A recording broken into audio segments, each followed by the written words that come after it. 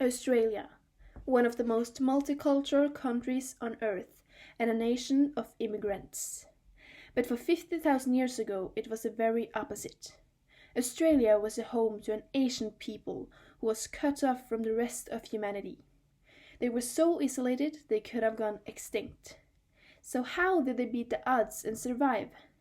In this in-depth project, I will discuss, debate and answer my study question: who are the Aboriginal Australians? How can we find proof of their existence? And what is their story? First, I will look at a place called Lake Mungo, and then I will focus on the stunning proof of their existence. At the end, I will look at their story and how they became so isolated. This is the story of our ancestors, as they spread to every continent of the world. What was their secret to success? In 1974, the archaeologist Jim Bowler found an ancient skeleton, who is later known as Mungo Man. He was a clan chief and important enough to be buried with ceremony. He was found by a dry lake in Mungo National Park called Lake Mungo. Here, at the very end of the earth, is some of the earliest evidence of our journeying for spirituality. Let's take a look at Lake Mungo. Today, Lake Mungo is the heart of the worldly environment, but thousands of years ago it was wet and lush. A great place for prehistoric people to live. Lake Mungo was clearly a home for a community of people with a rich and complex culture. But who are these people living on the edge of the world? Where did they come from and how did they get there? There is clues to be found in DNA. At the start of the 19th century, the British anthropologist Alfred Hatton went to Australia to record the costumes of the indigenous people and collect samples of their hair. His collection remained in a museum, gathering dust, until a Japanese geneticist got to analyze the samples.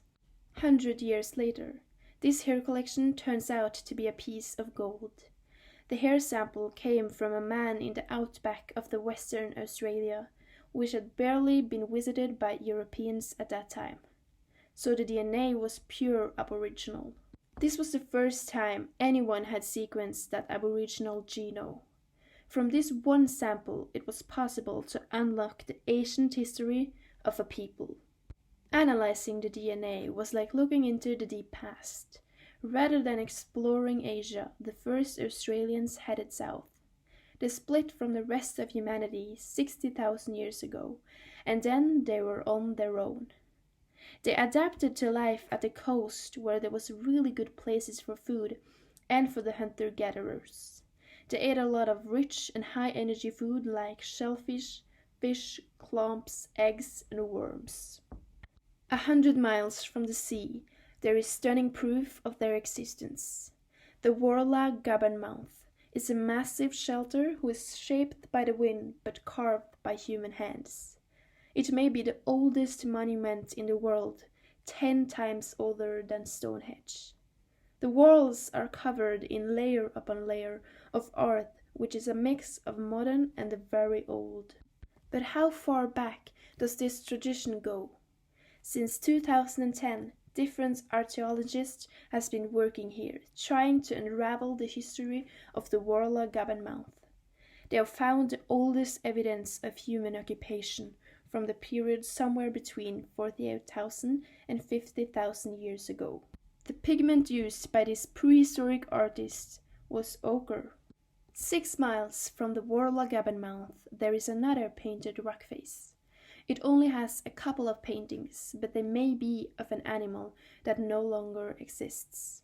The Genyornis is a kind of a giant emu that went extinct 40,000 years ago. The paintings are a vivid glimpse of the animals early Australians would have recounted. The remains of such animals still exists at Narrowcoat Caves in South Australia. The first discovered fossil was found in 1969.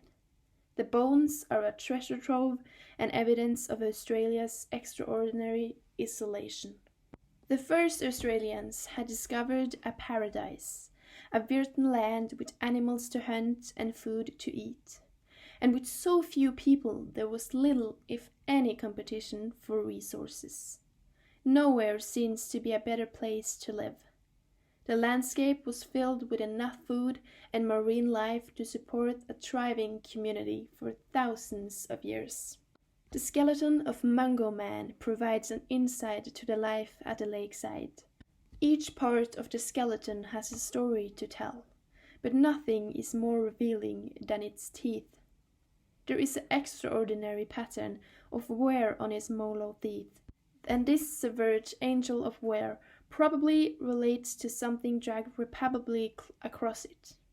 The other really intriguing factor about Mungo Man's jewel is the cannon tooth who has been removed.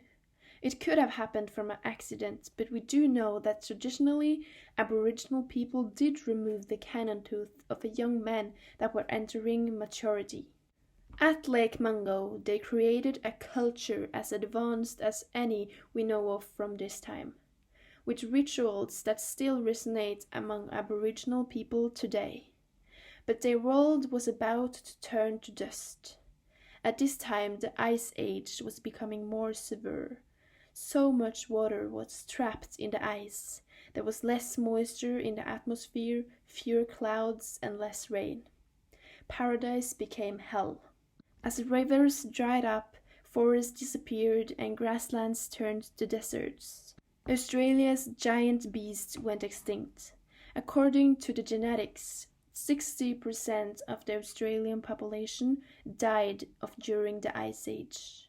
As the climate started to change, the center of Australia was becoming more arid, and they had to seek out resources that were harder for them to get. At Lake Mungo, there is archaeologic evidence of the resourcefulness of Ice Age Australians. As people traveled further in search for food, the population split into smaller groups, cut off from humanity and cut off from each other. A population that is too isolated will face extinction. The key to deal with the risk of isolation were contact. Throughout the Ice Age, people continued to exchange bands, tools, and ochre. Across hundreds of miles, these trading networks were a genetic lifeline. As people splintered into smaller little groups, each of those little groups became genetically somewhere different from each other. That is creating diversity. But in order for that diversity to survive, it has to be transmitted from one group to another, and that takes connections. For thousands of years, Aboriginal culture flourished, and the population boomed up to 1 million people living in 300 different language groups. But in 1606, Europeans arrived. Colonization was a disaster for Aboriginal people. Their land was taken, their families were separated, and their connections to their ancestors, which had been so fundamental, was served. The genetic story of Australia has only started to be told. When the work is done, Aboriginal Australians will know how closely related they are to those who have come before. But it is already clear that their DNA is unique, ancient, and undiluted. While the rest of humanity was mixing genes, Australia stayed in splintered isolation. In theory, they should have gone extinct, a human migration that had reached the dead end. Their survival went due to a special technology. It was their ability to connect with each other and build networks across a continent. Without realizing it, these early Australians found a balance between being separated and connected, and that helped them face down the threat of extinction. Here are all the English writing sources that I have used in this project. I hope you have enjoyed this presentation of the Aboriginal Australians. Thank you!